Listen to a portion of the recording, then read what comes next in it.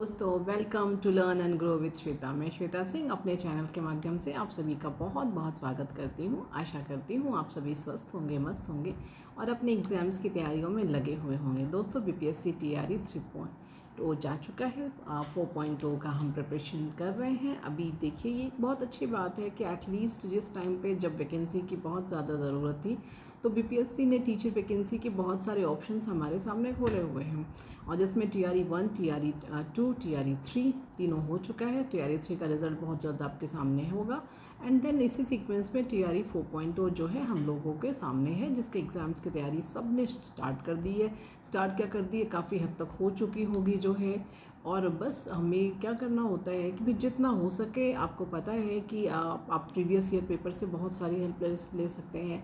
बहुत सारे क्वेश्चन का रिपीटिशन देखा गया है और जो भी आपका जो पर्टिकुलर सिलेबस है उसमें आपको बहुत सारा चीज़ वहाँ पर करने की ज़रूरत होती है जो है। तो बस जो है पढ़ते रहिए और पूरी कोशिश करते रहिए। और क्या कहा जाता है ना कि जब तक आपको आपकी मंजिल नहीं मिल जाती है तब तक आप ये मान के चलिए कि आपकी कोशिश कंप्लीट नहीं हुई है।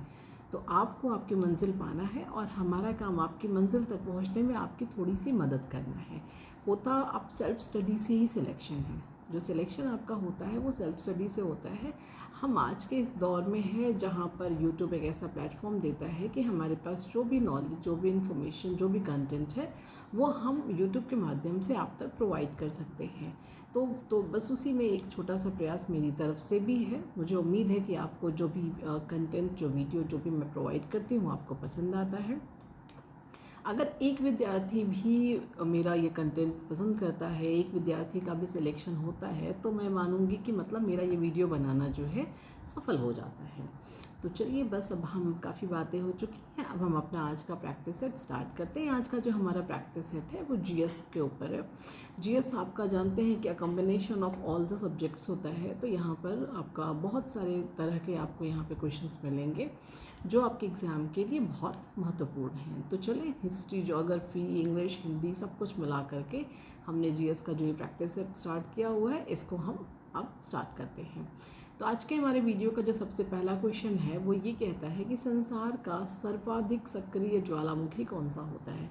मतलब आपको पता है कि आपके 3 तरह के ज्वालामुखी होते हैं। एक्टिव मतलब आपका सक्रिय होते हैं, निष्क्रिय होते हैं और मृत होते हैं।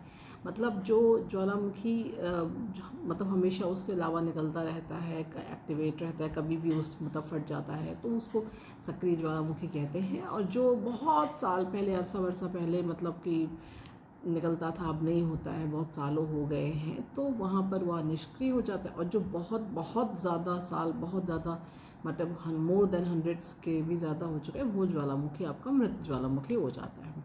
तो यहाँ पर जो बात हो रही है कि सर्वाधिक सक्रिय ज्वालामुखी, मतलब ज्वालामुखी सक्रिय तो कई ठो है लेकिन उसमें जो सबसे ज़्यादा एक्टिव वोल्केनो है वो आपका कियालू है। कियालू ज्वालामुखी वो आपका सबसे ज़्यादा एक्टिव ज्वालामुखी होता है। तो संसार का सर्वाधिक सक्रिय ज्वालामुखी होता है कियालू ज्वालामुखी। नेक्स्ट क्वेश्चन है कि किस वर्ष में मुस्लिम लीग ने एक पृथक राष्ट्र का संकल्प स्वीकार किया था।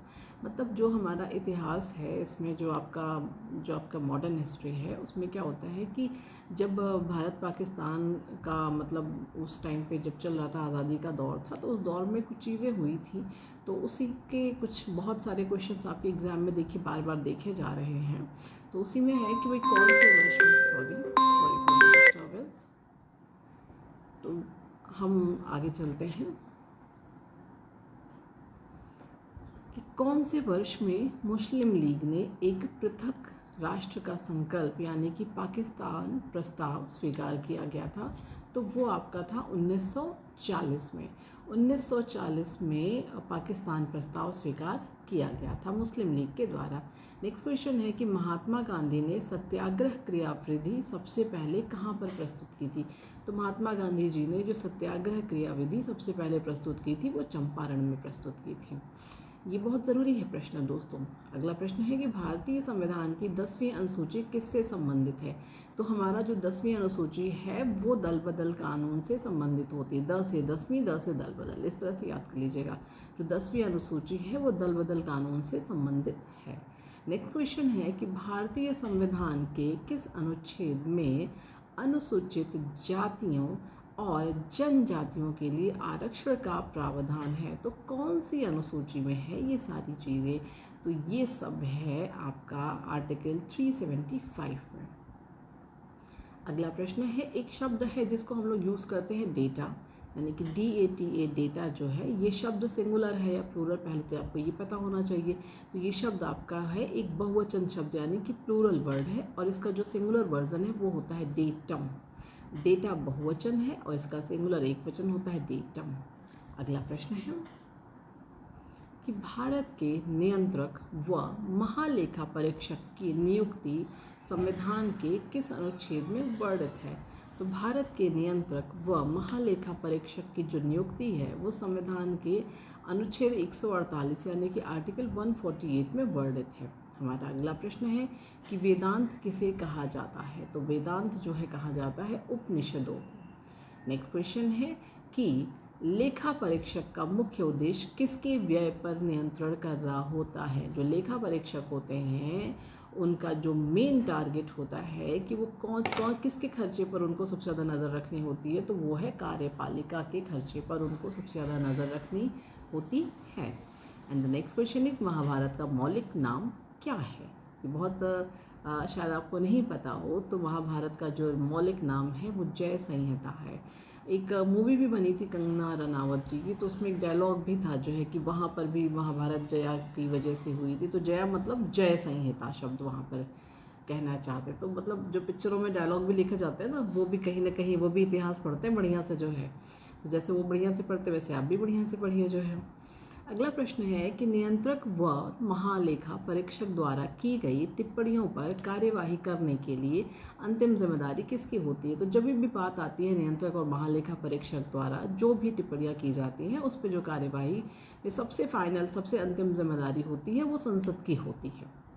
अगला प्रश्न है कि संविधान के अनुच्छेद 280 यानी कि आर्टिकल 280 में वर्णित वित्त आयोग का निर्माण कौन करता है? तो सबसे पहले ये है कि जो वित्त आयोग है इसका जो आर्टिकल है वो 280 है, अनुच्छेद 280 में है, और उसके बाद इसमें जो निर्माण करते हैं वो करते हैं राष्ट्रपति। अगला प्रश्न है कि श्रीमद् भागवत की रचना किसने की थी? तो श्रीमद् भागवत की रचना की थी वेद व्यास जी ने। एंड द नेक्स्ट क्वेश्चन है कि पैगंबर मोहम्मद की कही गई बातें तथा स्मृतियाँ किस ग्रंथ में संकलित हैं? तो पैगंबर मोहम्मद जी की कही गई बातें और उनकी जो स्मृतियाँ हैं वो संकलित हैं हदीस ग्रंथ में। हदीस ग्रंथ में सारी चीज़ें संकलित हैं। नेक्स्ट क्वेश्चन है कि मूलांकुर से विकसित होने वाली जड़ों को हम क्या कहते हैं? हमेशा ध्यान रखिएगा कि जड़ जो है वो पौधे का कौन सा भाग है? जड़ जो है यानी कि रूट जो है वो पौधे का वो भाग होता है जो बीज के मूलांकुर से आपका बनता है, उसको हम जड़ कहते हैं।